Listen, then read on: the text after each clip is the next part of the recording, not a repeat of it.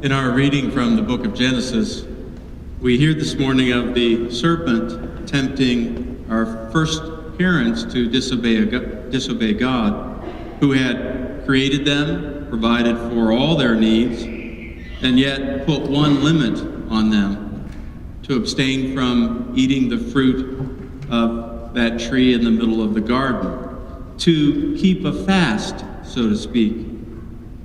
God is communicating to Adam and Eve by this requirement, by this fasting from that one fruit, that yes, they have great freedom, but they are not the ones in charge. We have great freedom, and it is God who knows what is best for us.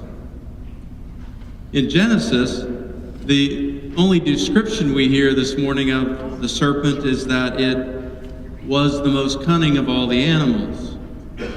Scripture scholars say that the Hebrew for serpent allows for this serpent to be understood as even dragon-like, not just those little snakes, that we see crawling around, but something very large, a creature that would have been very intimidating and imposing, which might explain why Adam is in the background.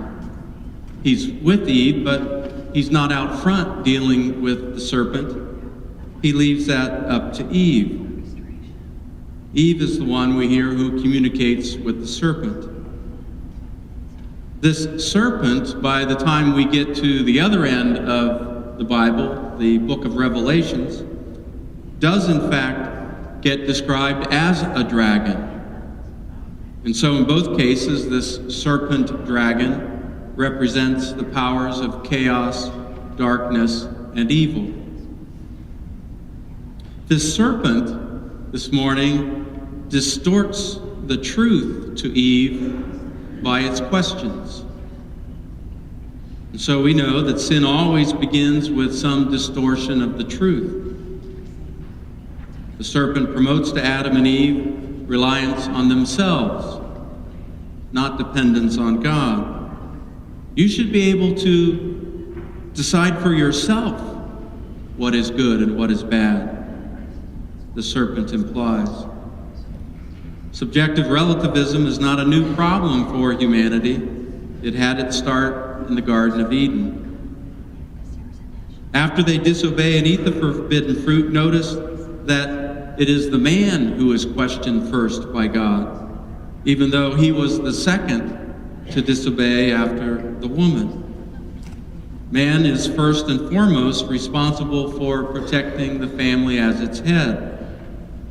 And this Adam failed to do. He failed to protect Eve from this cunning dragon.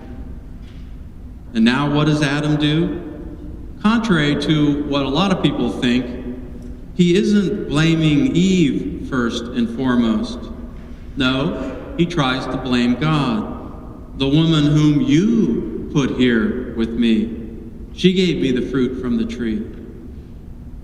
Blaming God for our sinfulness, like saying, you made me this way, is a common result of sin. We want to let ourselves off the hook and make it God's fault, as if we had no choice in the matter. Fasting from that one tree in the garden was a reminder to Adam and Eve of their dependence on God. And it's a reminder to us as well of our dependence on God. Adam and Eve, by breaking the fast in the garden, wounded mortally our humanity. Fasting during Lent reminds us of our dependence on God, that we are not to depend on our own cleverness, our own strength, the clever arguments of others. We are not to depend on our own skills and abilities to provide everything for ourselves. We are not dependent on the food of this world, but on God. And so fasting helps us face our fears, helps us resist the tempter's cunning. It strengthens our will. You know, we might think, well, abstaining from food, well, you'll get weak and might be more inclined to give in to sin, but it's amazing how exactly the opposite happens. It can strengthen our resolve to believe that we can do great things, not alone, but with the help of God's grace. Our Lenten fast, if united to Christ, becomes a healing remedy that leads to deeper dependence on God. It is meant to make us hunger for God, depend on God, and on every word that comes from the mouth of God.